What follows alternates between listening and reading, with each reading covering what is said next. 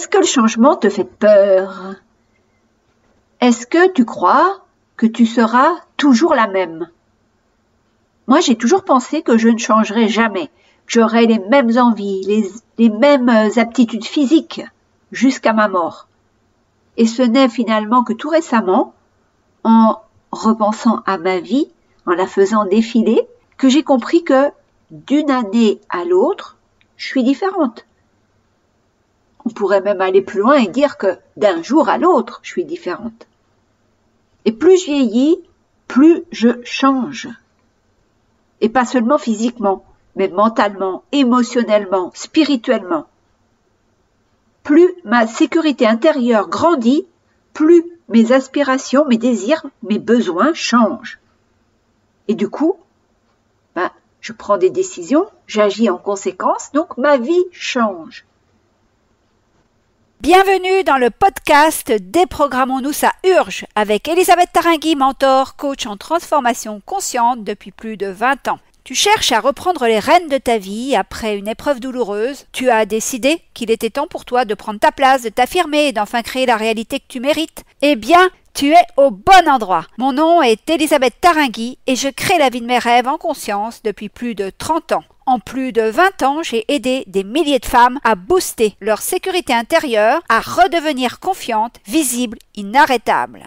Avec ce podcast Déprogrammons-nous, ça urge, je t'aide à te libérer de tes conditionnements physiques, mentaux, émotionnels, spirituels pour quitter le manque et vivre enfin dans la joie et l'abondance. J'ai vraiment à cœur que tu entres dans ce cercle de transformation à ton tour. Tu vas enfin comprendre comment tu fonctionnes et les conséquences que ça implique. Tu vas pouvoir modifier tes fonctionnements conscients et inconscients pour redevenir pleine réalisatrice et actrice de ta vie.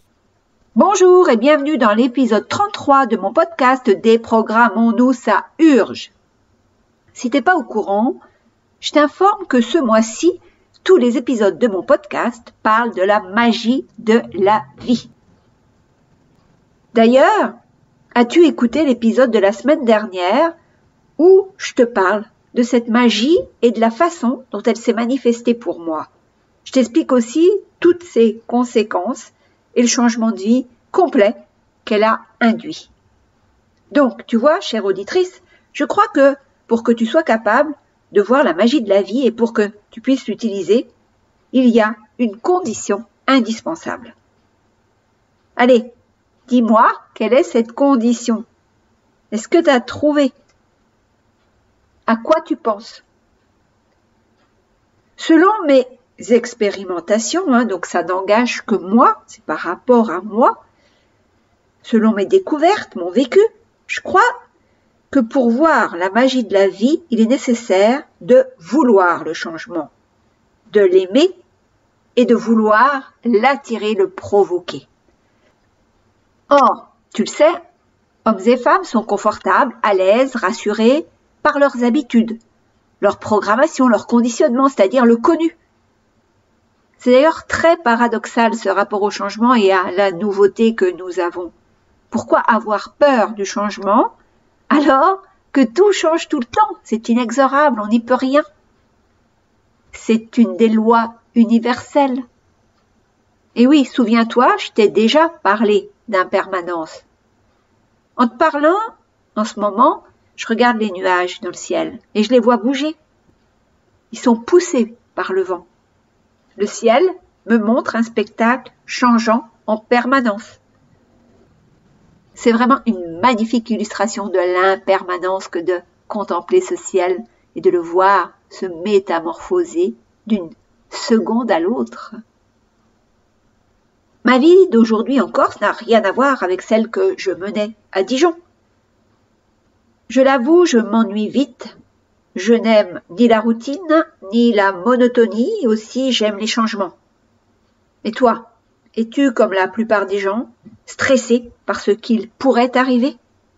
Ou est-ce que tu te réjouis que ta vie prenne un virage, que ta vie change pour du meilleur?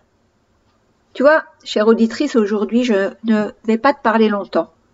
Je souhaite juste que tu prennes le temps qu'il faudra, 3 minutes, 10 minutes, 30 minutes ou plusieurs heures, pour mieux comprendre ton rapport au changement. Est-ce que tu regardes les comédies romantiques de Noël, hein? Elles ont toutes le même scénario. Une femme quitte la grande ville où elle s'est installée pour son travail et retourne dans le bled paumé de sa jeunesse. C'est là que sa vie va basculer. Elle va y rencontrer un homme exceptionnel, ou y retrouver un ex-compagnon, et ils formeront un couple de rêve. Et souvent, en plus, elle fait le choix d'abandonner sa carrière, d'abandonner la grande ville et de rester dans le bled paumé avec son nouvel amoureux. Et de retrouver une nouvelle activité professionnelle, etc. Donc si on regarde ça de près, qu'on analyse un peu ces comédies romantiques, on voit que c'est le changement d'environnement, donc le changement d'habitude au quotidien, qui rend la magie de la vie opérationnelle. Ce changement permet à l'héroïne de voir les opportunités et aussi de les saisir.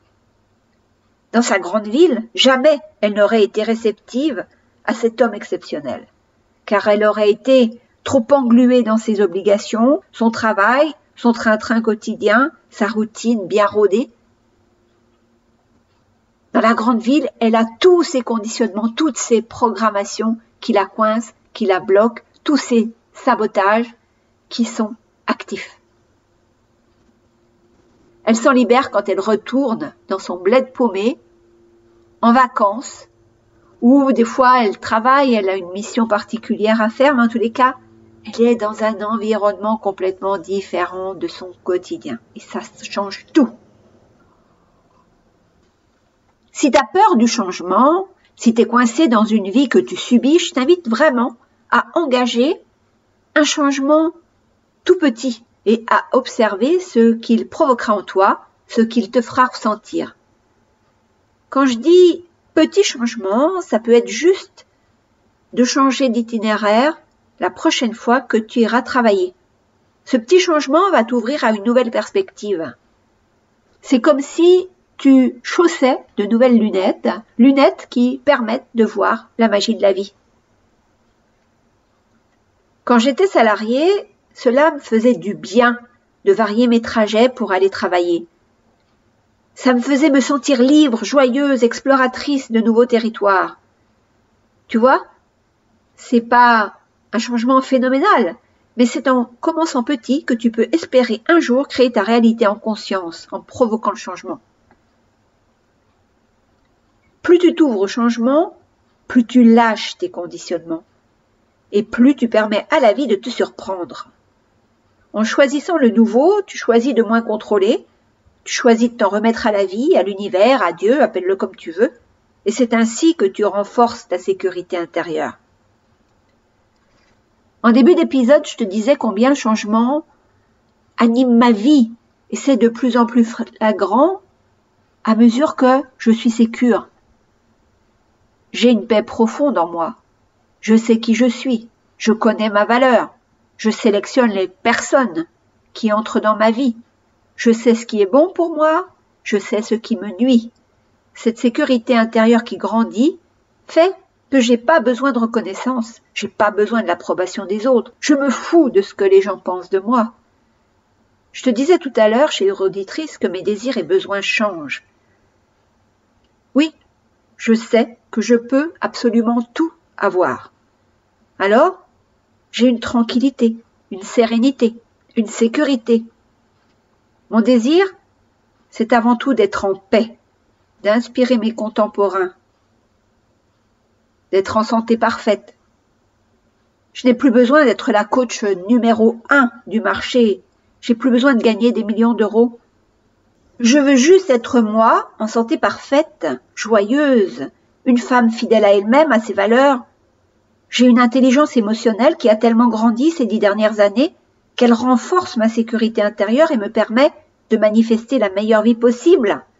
Car j'ai confiance, j'ai foi que la magie de la vie me sert 24 heures sur 24.